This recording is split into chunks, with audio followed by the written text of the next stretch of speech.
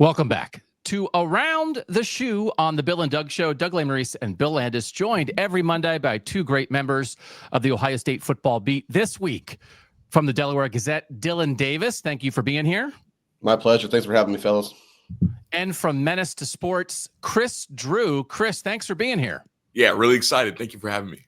So, Kris, how long have you been around Ohio State football, talking Ohio State football? I know you talk some other stuff, but how long have you been talking about the Buckeyes? Probably since 2018.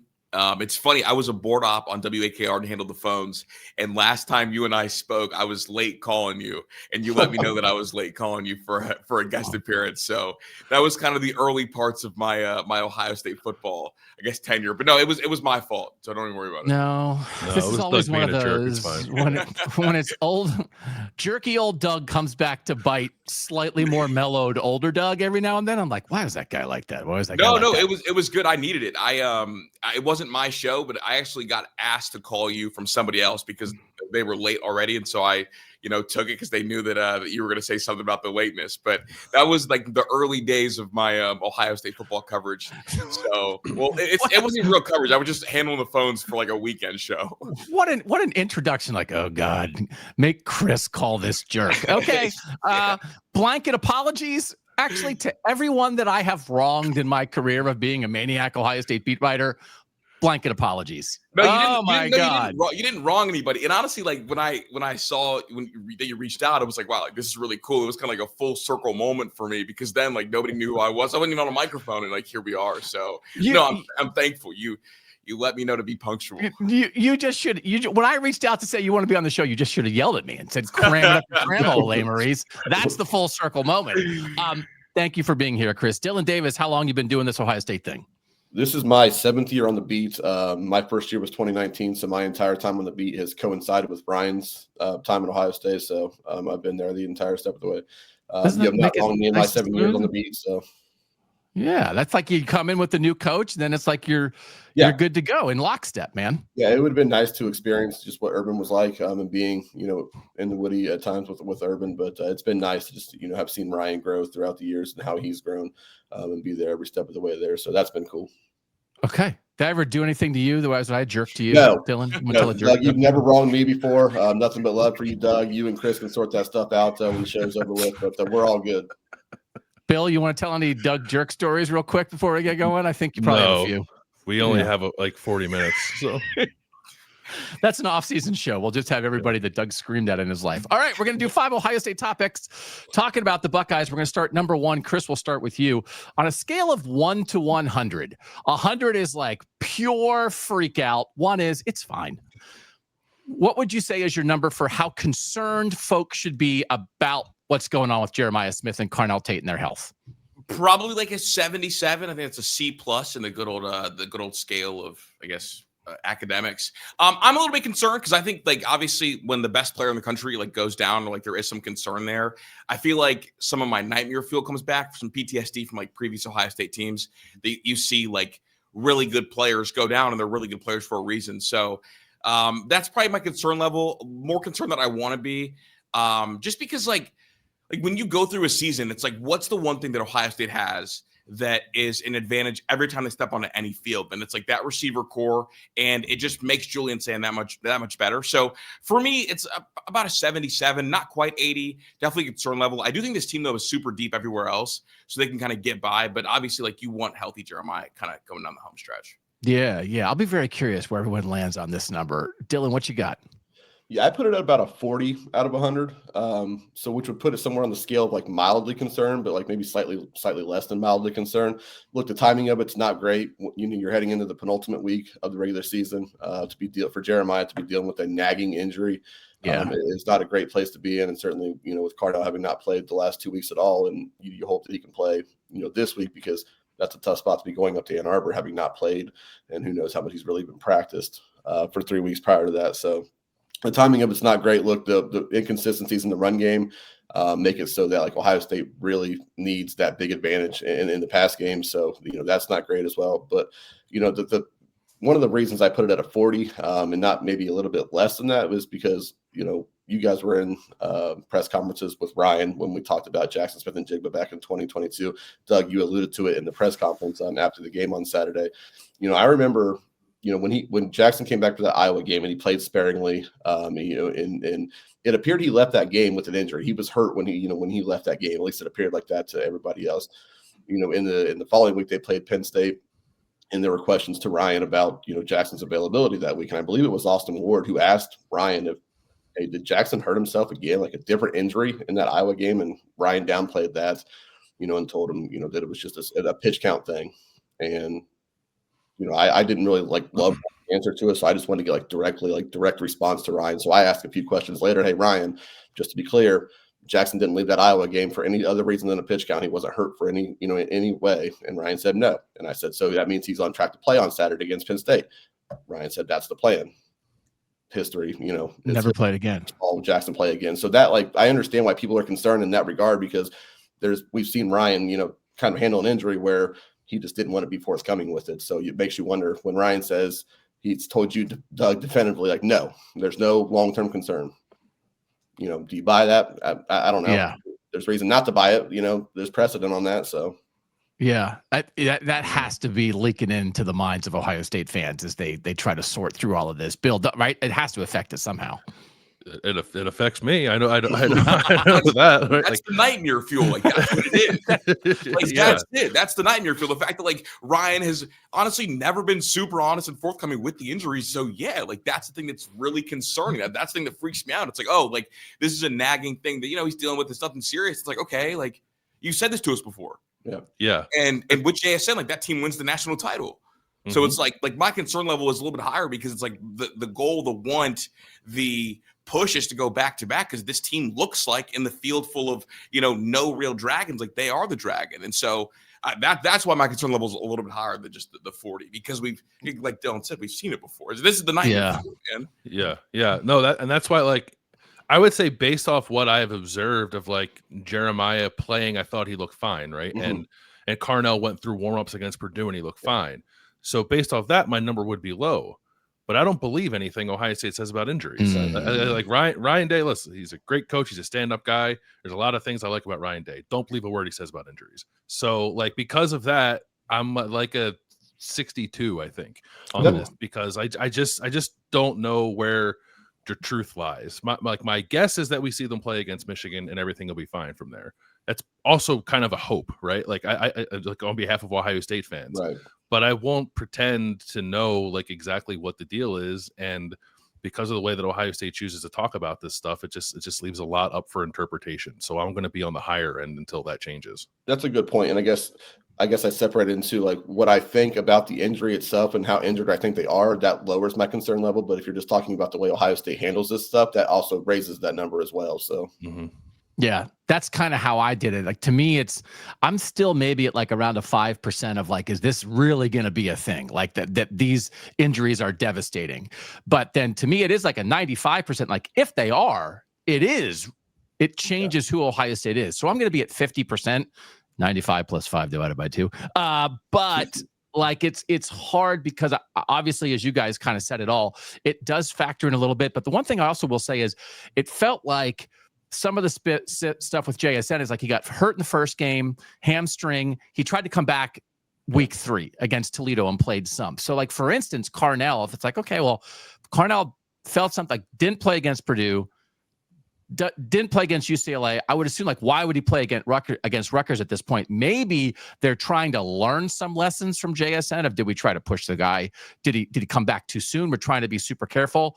Jeremiah, did play and did not look great walking off the field, but he seemed okay while he was playing. So there's maybe some stuff here that I think you have to factor the JSN stuff in and how they talk about it. But I also wonder if there was some actual, this is how we're going to handle it that might be helping them now. But Kris, I think nightmare fuel is still the right word. Yeah.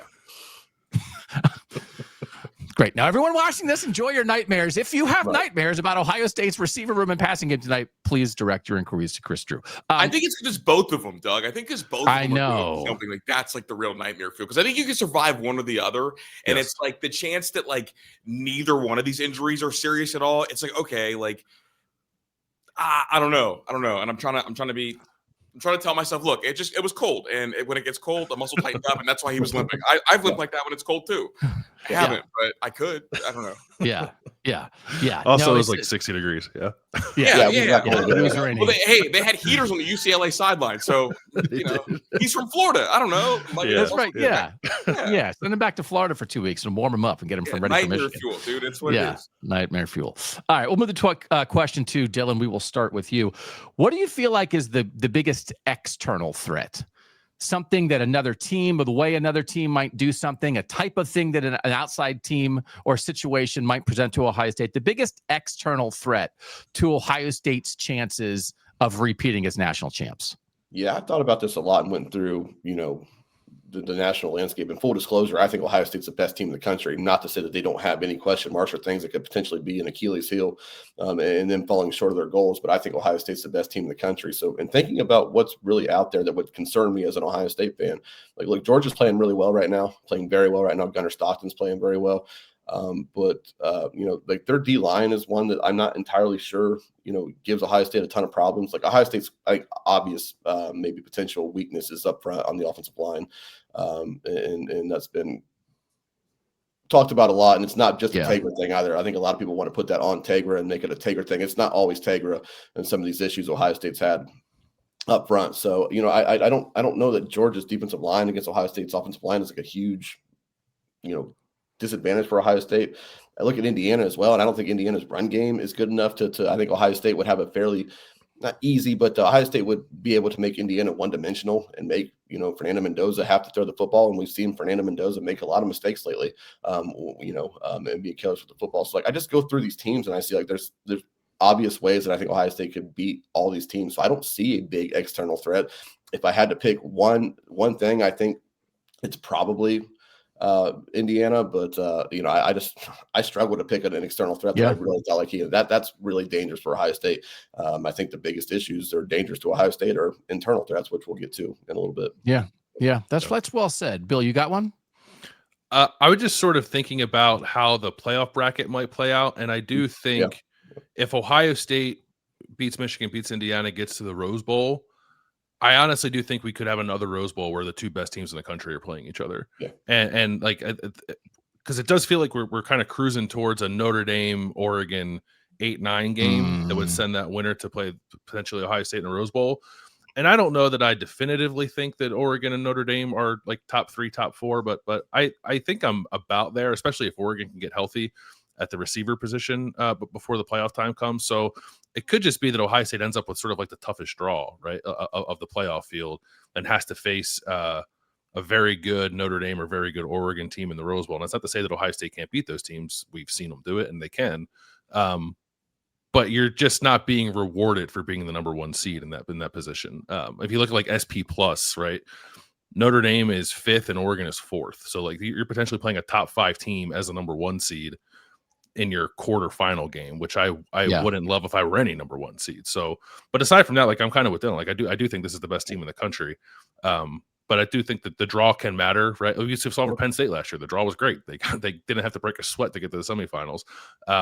Ohio State could be on the flip side of that this year, where like it is the number 1 team, it is the best team, but also it might have to play the best possible opponent it could play in the quarterfinals. And both those teams you mentioned, Bill, are teams Ohio State ended their season last year. Yeah, they would have Oregon like highly motivated. Yeah. Not that Ohio State's not going to be motivated, but like to be like the revenge factor there would be interesting. I was just thinking about, and I certainly am not questioning the Ohio State defense, but I'm just like trying to run through like the best offenses Ohio State has faced. Again, I still think Washington has a good offense, and that like Damon Williams Jr. has been good every week except against Ohio State and Michigan. So like, what does that say? Well, maybe it says that like he's a good quarterback, but he's not ready to be great against a great defense, right? But going into that Washington game, I thought, man, they're balanced. They can run it, they can throw it. And so like the idea of a really, truly balanced offense, maybe that's predicated on a great run game first, but a quarterback that can make plays behind it. And then it's like back to like, who is that? It's like, well, Bama can't run it, so it's not them. And it's like Georgia, like Gunnar Stockton is making plays lately like a maniac. So like maybe it's them. But then I still think it's Oregon and Notre Dame who are the two greatest threats there. That like the way Oregon's run the ball lately, and then can Dante Moore make throws in clutch situations? Yes. Jeremiah Love and Jadarian Price, I think that's the best run game in the country for Notre Dame. Can CJ Carr make plays when needed? I think yes. He can also get a little loose with the football, and I'm sure Ohio State would get some plays on him too. But I think just like that level of, it's not that I doubt the Ohio State defense, but if it's like a run for like a really good run first offense, I mean, then that's just like ball, right? It's like, oh, I mean, the thing that would be a challenge to any opposing team, but still, I think that might be out there a little bit for Ohio State. Chris, what's the external threat for you?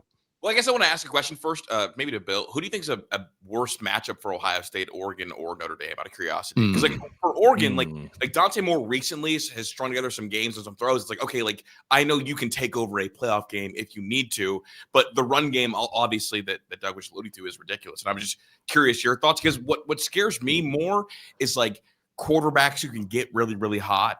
Traditionally, that worries me more than like run games, because I've seen. I mean, obviously, like being like graduating high school and like watching how Ohio State shut down Melvin Gordon to go win a national title. Like, I guess I never worried about run games, even against, in 2020 against Alabama. It was like Najee Harris like had a tough go. It was like a quarterback and receiver game that got hot that kind of concerned me more.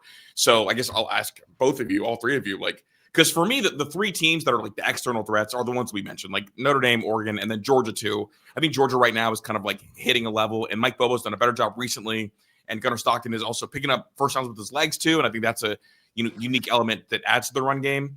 So I guess like between the two, it's like what's the worst matchup, Oregon or Notre Dame? I would go Oregon. I think. Okay, so you're kind of same boat as me. Yeah, I think Moore can do more to hurt you than CJ Carr can. I think when healthy, Oregon's skill is better than Notre Dame's. I think Oregon's offensive line is probably better than Notre Dame's, and maybe up front defensively, they might be a little better than Notre Dame too. So you go away from the run game, because I think like the best player on those two teams, likely if you rank the top two players, both of them play for Notre Dame, like kind of in a vacuum. But I guess like Dante Moore is like the 3-point shooter. It's like if he gets hot, it can ruin a whole game plan no matter what happens underneath. Yeah, no, you make a really good point about like these stud running backs that we've seen Ohio State play. They play Ohio State and they run for like 40 yards. Yeah. So yeah, I think that world could be out there if they were to play Jeremiah Love. Yeah. I wholeheartedly agree with you, Chris. Like, there's no run game in the country that worries me when it comes to Ohio State. I don't think anybody's going to line up and just push Ohio State around up front. So certainly the teams that can make more plays in the pass game would concern me more. That's Oregon, in my opinion. Bill, as you alluded to, like Oregon's skill positions, like they're better out wide than Notre Dame is. And I think Dante Moore is a better quarterback than CJ Carr. So like Oregon was certainly scaring me more than Notre Dame.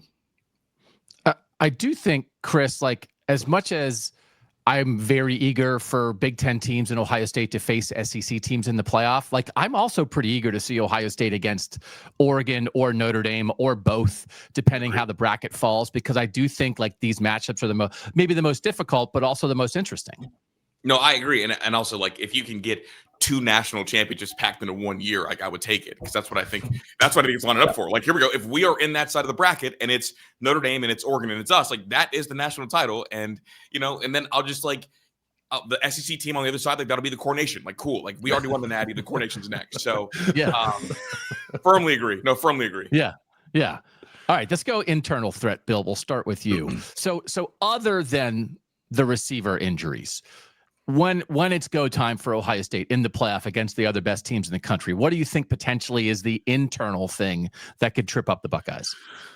I will be honest that there's not one that's sort of like screaming at me, because I think the obvious one you would go to is Ohio State's offensive line. Should they come against a defense that just like really gets after it? I think like probably pass rush wise, right? Like Texas Tech, for instance, if they were to get that matchup, I think that could potentially be a tough one.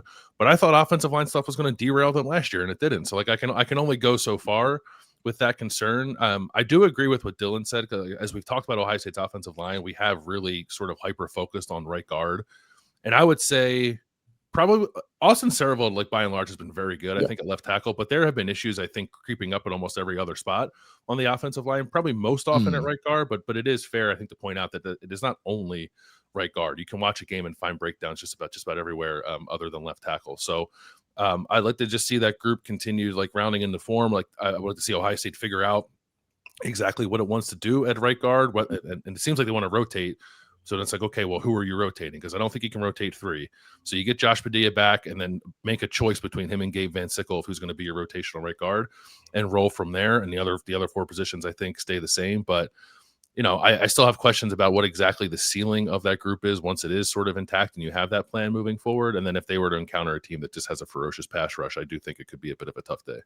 Yeah, that's good. I'll be curious if anybody thinks this is any lingering issue at all. I still wonder a tiny bit about the art of play calling offensively, that if and when they feel like they get up against a great defensive play caller, whether people would think maybe could that be Wink Martindale at Michigan? Would it be, I don't know, is it Chris Ash at Notre Dame? I don't know. Could it be like Glenn Schumann in the Georgia defense? Maybe, right? That is everybody like 100% in on Brian Hartline's got this, Ryan Day's helping him, like they're good to go? Or does anybody have any lingering, not that they don't have good players, but like just sequencing plays and making sure, is this the third down call that you want in this spot? Everything will be okay. It's like I use a lot of cross-reference for sports stuff. Like Brian Hartline in this Ohio State offense, like play calling wise, is like the pitcher that has a really good fastball, really good curveball, really good slider. But it's like, okay, you're a thrower. Can you pitch? Like the sequence, I think is really important and really kind of bugs me. Because sometimes, it takes elite feel, I think, and that comes with time. And almost like a step further, Doug, I think about red zone play calling. And that's kind of where I get a little bit worried. And when you say like internal threat and then bring up play calling, I think internal, like inside the red zone kind of concerns me. Because one of the staples for like a Ryan Day offense seems to be struggling in the red zone at times.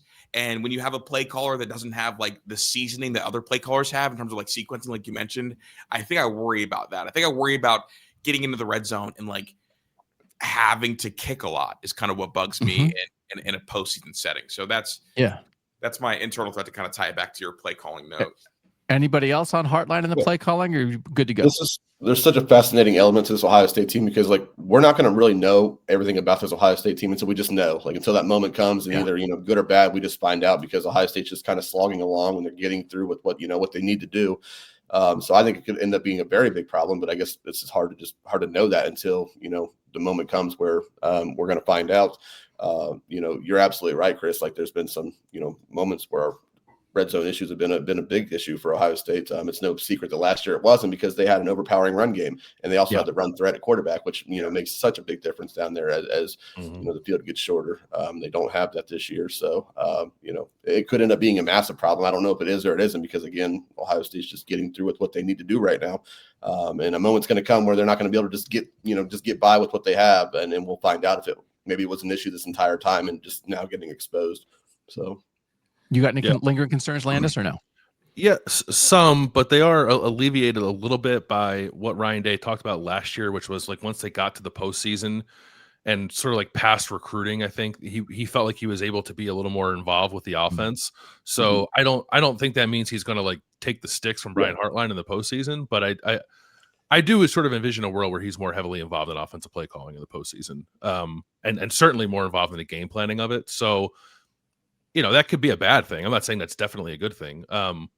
But if there is a lack of feel or like you guys make really good points about the sequencing in place, because I felt that too. I do think you could see Ryan kind of like step in and try to smooth that out on the fly from time to time. Can I ask you a question real quick? Yeah. I guess I know that play calling duties for head coach, like during the year, maybe not a great thing. It takes you away from certain things. Would you guys be opposed to Ryan taking the sticks in the post for a postseason run? No. Okay, because where I'm at, like over the course of a season, like I get it. Like you don't want your head coach calling plays. But also like Ryan Day's kind of introduction to all this was like, I wouldn't mind him taking the sticks for a postseason run at all. Right. Well, and frankly, like to me, a lot of the stuff that's like, hey, I was very big on like Ryan Day's got to give up play calling, and part of that to me was like Ryan Day's got to beat Michigan. So it's like you've got to like you can't if you're just drawing up plays on napkins all the time. It's like, are you holistically running the program in a way to handle everything? But like it's like, oh, we just beat Michigan. It's like I can call plays for a month, then I'll get back to being the head. Like that's not right. Like 2014 is like JT Barrett was the regular season quarterback. Cardale Jones was the postseason quarterback. Brian Hartline's the regular season play caller. Ryan Day's the postseason play caller. You can't exactly call it that, but if that's the effect.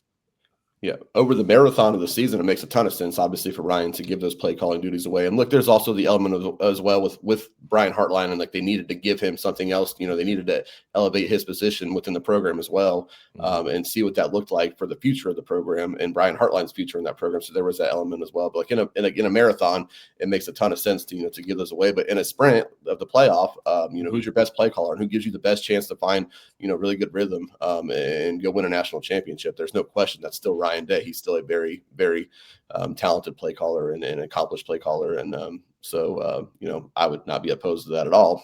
It's not going to happen, like at least not on any full scale, but but certainly I wouldn't be opposed to it. They're not going to tell us if it happens. Right. That's true.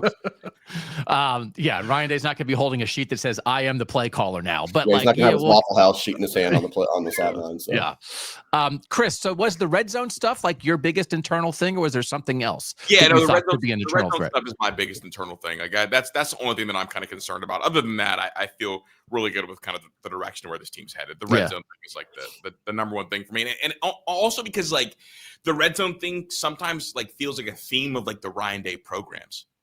Sure. Like Ryan Day, 2018 we had the red zone issues. 2019 obviously with Justin, no red zone issues, but like it feels like the red zone thing is all.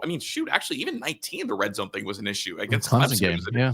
Mm-hmm. So it does feel like that's kind of the thing that is like lingering, and like I'm watching like Ryan Day kind of exercise these demons one by one, and that's like the last one internally remaining that I just would like to see gone. Okay. What's your thing, Dillon, internally? Yeah, I kind of touched on it earlier. The offensive line play is like the one area I look at Ohio State and say, like, could that get you beat? Certainly against better football teams, can that get you beat? And I question the ceiling of that offensive line as well. So, it's one of those things where we might not know how big of a flaw it was until it gets exposed and Ohio State's losing a football game. So it's certainly that. No matter what they do, Bill, you kind of touched on the rotation thing, and I've had an issue with people labeling this as a rotation because it's really not been a rotation. It's been a rotation in title alone because like if you look at the snap counts that they're giving out, and like Padilla plays one series in the first half and maybe another one in the second half, and like there's still a big gap, a big discrepancy in snap counts, and I just didn't feel like they're ever giving Josh Padilla a chance to truly see what he looks like out there. Now Gabe Van Sickle played consecutive drives against UCLA on Saturday. It's the first time in that quote-unquote rotation where the second guy has actually gotten consecutive drives. And I asked Ryan about that on Tuesday, how close Josh Padilla was to getting a start or getting consecutive drives. So you get an extended look at him and see what that looks like if you're really trying to figure out what who gives you the best chance at right guard. So maybe that's a step in that right direction. The fact that there are still guys getting consecutive drives as that second guy at right guard right now tells you everything you need to know about their confidence in that position. So it's hard not to look at that and say, like, that's a massive concern as you're talking about going into game 11, that they're not even sure what they have at right guard or who gives them the best chance to do that. And that's saying nothing of the other issues, as you said, Bill, that have popped up at right tackle. There's been issues. There were times on Saturday where I didn't think Carson Hinsman played very well at all. So there have been other issues as well. Who's going to expose that, though? That's the question. Who out there in college football is really going to be able to expose Ohio State up front? I don't think there are a lot of teams that you could look at just on paper and say that's a massive problem for Ohio State up front. But there are teams that exist, that could. So, yeah. Okay. All right, let's talk about like the national conversation a little bit around Ohio State. Question 4, what word or words, you can use multiple words, would you use to describe the national conversation about Ohio State? I'll start, I think maybe lazy. Like I just like that they just are kind of searching for the surface stuff because if you scoreboard watch or if you look like, there were some games early in the year, why is it only 3-0 in the first quarter, that kind of thing. I just don't think it's particularly sophisticated. And I think that this is in particular maybe is the type of Ohio State team that the difference between the people who watch every play every week and the people who sort of catch highlights or watch scores during the week compared to other teams, I think just in the end you can have a very different view of this team. And if it's a surface level view, I think the analysis of Ohio State can then be a little bit lazy. Kris, what have you thought of the national conversation around the Buckeyes? I think it's pretty dishonest. Because you get the whole lot of like not challenged, not tested. How good are they really? And yet there's not a single fan base out there that's like, we want to play Ohio State. So like it's just the whole thing just dishonest. Like everybody can acknowledge that Ohio State by far and away is the best team in college football. I think it's pretty easy to see. And when you start like poking holes, it just becomes inconsistent, and then it becomes dishonest because like This whole week you're going to see people talk about, the Georgia win over Texas is a great win, but the Ohio State win over that same Texas team is not a great win. It's going to be like transitive property stuff. And then, I don't know, it's just, the whole thing's just dishonest. And I think I would steer away from lazy, Doug, just because I think they're contorting their bodies and mind. They're working hard. Yeah, they're working really hard to be dishonest. And so that's why I go away from lazy, but definitely some truth to it. So. It's hard work to be this uninformed about the number one team in the country. Yeah. Yeah. Dillon, what you got? I had similar thoughts. Initially, I went to irrelevant because it just doesn't matter. Ohio State's going to do what Ohio State does. And, if they take care of their business and continue to prove that they're the best team in the country that I think that they are, then none of this matters. But for the sake of the segment, I went with inequitable, which is, along similar lines, because it's not consistent across, the entire national landscape and how they handle these things. Kris, you mentioned the Texas, the whole discourse about the Texas win in Ohio State. It was kind of just completely like forgotten about, like just shrugged off. It's like if it didn't happen, because of the way Texas played after that. And then certainly they've rebounded. They got thumped, in Athens, but they've rebounded, and it's still a top 20 win for Ohio State. You think about the first college football playoff ranking show, the way Joey Galloway and Booger McFarland talked about that Texas win for Ohio State, or didn't talk about it for that matter, and then focused on the way A&M, went to Notre Dame and beat the Irish in South Bend. That's a great win for A&M, but Notre Dame was 0-2 at the time. At that time, that was not a good win anymore. Like, we were wondering if Notre Dame was going to miss the playoff, like the unthinkable that they would miss the playoff entirely. Since then, it's a great win. It's one of the best wins in the country. We know that. But to talk about that the way that they have, and then just completely shrug off the Texas win for Ohio State, again, it's just not fair. It's not consistent across, all those things. And look, also A&M, A&M gave up like 42 points to Arkansas. They won by 3, in Arkansas. They beat Auburn 16-10 and scored 16 points doing that. Like, those are 2 terrible football teams. Like, there have been warning signs for A&M, and oh, by the way, they trailed by 27 on Saturday, in College Station. So there have been warning signs all over the place for A&M against these teams that, people would call nobodies. They say Ohio State has played nobody. Well, there have been teams that have struggled with these nobodies. Ohio State has not struggled with any of these nobodies.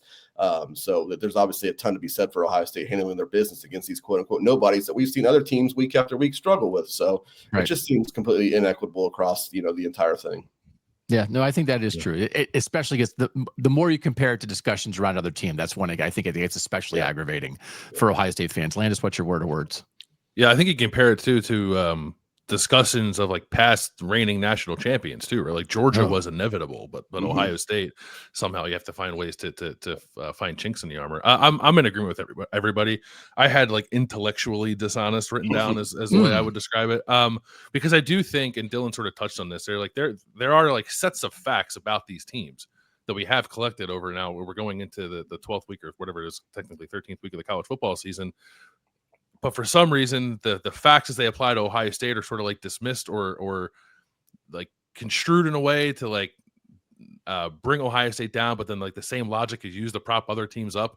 I do understand why that's the case. You have to, like, I guess, consider the source of where it's coming from and who cashes the checks and things like that. But it does create like a pretty uninformed, I think, and misleading just sort of dialogue about the sport generally. And Ohio State, I do feel like it's at the forefront of that right now. So there's a lot, I think, of a very intelligent talk about the Buckeyes within the sphere of people who talk about the Buckeyes regularly. But once you get outside of that, there's a lot of dumb stuff out there, man. Yeah, no, I think that's right. And this will lead us into our final question here, which is about our discussions about the Ohio State Buckeyes.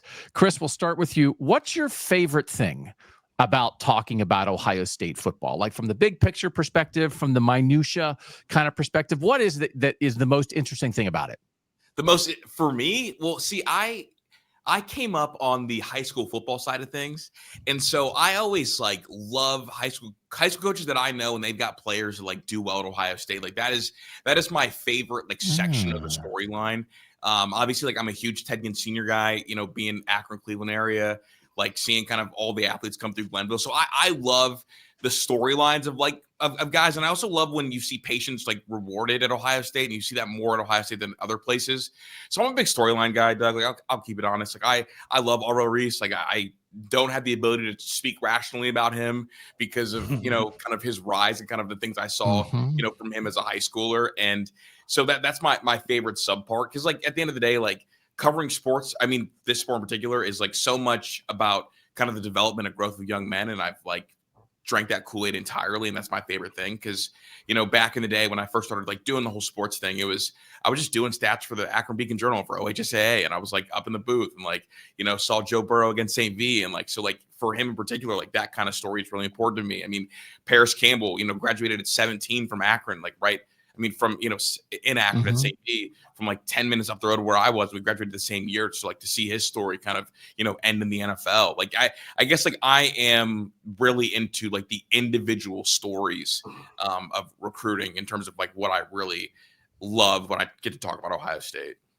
I will say it, and like we know Ohio State can't only recruit Ohio kids. You limit yourself. Like once you get to Ohio State, everybody's a Buckeye. We understand that, but there is, I think people acknowledge there is something like when you're in this state and you see these kids when they're younger, and like I know I just talked to Arvell about it just a little bit, like what it means for Ohio State football that Arvell Reese and the history of Glenville guys and everybody knows that history, and that here is another guy just making a gigantic difference for Ohio State football. Arvell Reese could be from the moon and people would love it. But what you're saying, Kris, it's just something a little bit more that nobody could deny when it's that kind of story. And I'm not really like a huge recruiting guy. I'm more like an Ohio high school football guy. And like whenever I see Arvell play, I remember I think he was heading into his junior year, and I went to go sit down with Ted Ginn Sr. and I got cussed out for about 20 minutes. And near the end of it, he said like look, like if Ohio State gets serious about him and lands him, like you'll see he's the best linebacker in the country, best linebacker, and some other words in there as well. Yeah. And so like then it's like, okay, like I'm gonna take this. I got yelled at for a little bit, but it's cool. And like I am hopeful. Like and so then it happens, and that was the meeting that I was told. Like, look, like freak show, under recruited, like played his high school senior season as a 16-year-old, so got to Ohio State a year early, but people don't know that because he didn't reclass. And so like that kind of story, I think, is something that I'm really, really into when it comes to like watching like the Ohio guys come up. Is kind of my personal, like, brings me happiness when I cover the team. I got to say, it makes me feel a little better that we had a second story about someone yelling at Kris on the show, and it wasn't me. Yeah, maybe it's you, buddy. Okay. Maybe it's you, buddy. Look in the mirror. It definitely is me. I mean, I find myself on these little side quests. You didn't really yell at me. It was just like a pointed, like, you're late. But Doug, like, I didn't even. It wasn't my fault. I was in the newsroom, so I don't know. I'll play that one. But yeah, no. Me and Ginn Sr. Yeah, I'll take that association. Great company. Dillon, what's your favorite thing about this? My favorite thing about, talking Ohio State football is there is always something to talk about. Like, when you think about Ohio State football, and it's always nationally relevant, it's always in pursuit of the highest and loftiest goals that we have in this sport.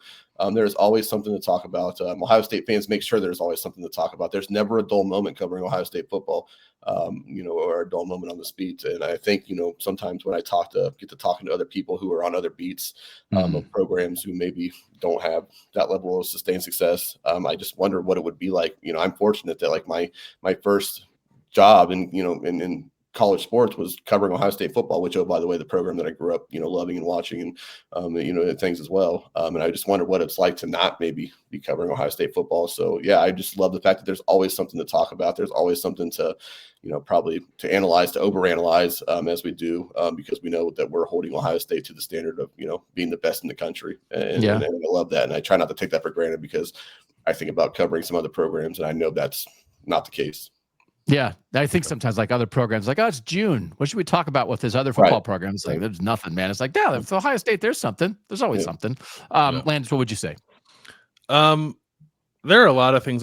Can I just like be super simple and say like they have cool players and like it's fun to talk about. like the obvious ones, right? Like Jeremiah, Carnell, Arvell, Caleb, Sonny, Julian. Like these guys are freaks, like the best at what they do. But then even like James Peoples is what, like the 34th best player on this team, Right. and he just had like the cleanest Mhm. hurdle I've ever seen, Yeah. and like in-game hurdle of anybody in the game against UCLA. And it's just like any time you're watching a game, something that can happen, and then it's super fun to talk about and write about after the fact. So there are other talented teams in the country. I'm not saying that Ohio State's the only one that has talented players, but they're the one that I cover, and I'm pretty thankful and psyched up to know that they're always going to have dudes out there on the field that we can get to watch and then get to talk about and write about, and that's pretty cool. Yeah, I just wanted to step in real quick because that's a great point, Bill, because I wrote a story on Isaiah West last week, and there's no way in hell I thought I'd be writing an Isaiah West story, going into the 10th game of the football season. But that's really cool because, he certainly earned that right. So Yeah. And it is always like one of those when you see guys and what they go on to do in the NFL, and you think like, oh, I remember that guy was on scout team his freshman year or whatever, and now he's an all pro. And it's just like, yeah, like that. And that happens again and again and again and again. I will just say, I think like Ohio State is such a great lens through which to view everything that happens in college sports and college football. And like, we don't, it's like the lawsuits and changing rules and all that kind of stuff. We like to talk about ball, but like you can talk about all those other things because it affects Ohio State and Ohio State affects it. Like what Ohio State thinks matters to the rest of college football. And sometimes it's like, oh, do you think they should change the transfer portal rule? And it's like, well, I don't know. I cover the 101st best team that isn't going to get anybody good in the portal anyway. What does my fan base care about whether the portal rule changes? Whereas like Ryan Day is saying like, oh, they only have a single portal window and it's going to affect teams and you're not going to be able to replenish things in January because there's no spring portal anymore. Like that really matters. So that you can always talk about national stuff with an Ohio State idea behind it, and it makes everything relevant as a result. Kris, if the folks want to find you, just want to be like, everybody knows who you are, but like, if they want more Kris in their life, where can they listen to you? Where can they find you? On YouTube, Ron and I, launched a channel a little bit ago, kind of more the underbelly of college football stuff, and then also just general college football talk and Buckeye talk on Dead Air Sports on YouTube. So that's kind of where I spend a lot of my time. Then obviously like every day at noon on Menace to Sports. I'm pretty easy to find, to be honest, I think. Underbelly. What are you digging out there in the underbelly? Oh, just like, I did a whole thing on, covering the whole Brian Kelly firing and like the bylaw stuff about how LSU could get out of the buyout and like kind of take the temperature of like, how certain of the big radio shows in Louisiana feel about it versus other shows. I kind of just like sit and analyze and try to learn as much as possible. Do my deep dives on maybe like non-football playing stories. Yeah. Because at the end of the day, like I enjoy kind of the story and the theater that I think a lot of it gets missed by casual college football fans. And that's kind of my passion project. So I spend a lot of time just like doing deep dives on whatever I can and kind of finding some of the internet gems as well in terms of like certain teams. So that's kind of where I spend a lot of my time doing that. Very cool. Dillon, where can the folks find you? On delgazette.com. So it's delgazette.com. Certainly on social media as well. I try to post a ton of video on Twitter, on social media, just because I know a lot of people, that's how they were going to want to consume their news. If they can sit there and watch a 2-minute clip of somebody talking rather than reading a 1,000-word story. I know people enjoy that. So I post a ton of video on Twitter. It's at Dillon Davis, DILLON Davis 56, for people who enjoy, maybe consuming news that way. Yeah. Oh, very cool. Landis, we got anything coming over at the Substack? Bill and Doug, OSU.substack.com. We're working on some offensive line recruiting stuff. We're trying to nail it down exactly what the plan's going to be. But diving in on what we think maybe is some new strategical moves for Ohio State recruiting on the offensive line. Yeah, that makes Bill happy. That's his underbelly. Sure does. Oh yeah. When you find Bill Landis' underbelly, it's all offensive line. That's right. It's all offensive line. So thanks to you guys for being here. If you want to check out rhoback.com, RHOBACK.com, use the code BAD20, BAD20. You'll get 20% off your first order for like the cool game day collection of hoodies and polos and stuff. The nice little Ohio State logo on there. BAD20. Kris, Dillon, you guys are pros, man. That was an excellent show. And just again, blanket. I'm kind of almost out of the yelling at people business, but I apologize for the past and the future, just in case. Bro, wake I up on the didn't wrong want it to side be of a the bad bed. thing. I wanted it to be something that I look back and No. smile about. It's a good No. thing. I needed it. I was like 21 in radio, you know? Now I feel slighted that I haven't been yelled at, so Yeah. I'm gonna have to do Oh. something to piss you off, Doug. So. I got something Just- coming for you, Dillon. Just tell wait. them you think Alabama's good. And Okay, that's it. Simple as that, right? You guys were awesome. Everybody out there, thanks for being here, watching, listening. Go consume what these guys are putting out into the world about Ohio State football. They do a great job. So for Kris, for Dillon, for Bill, I'm Doug, and that was Around the Shoe on the Bill and Doug Show. Thanks, gentlemen. Appreciate you.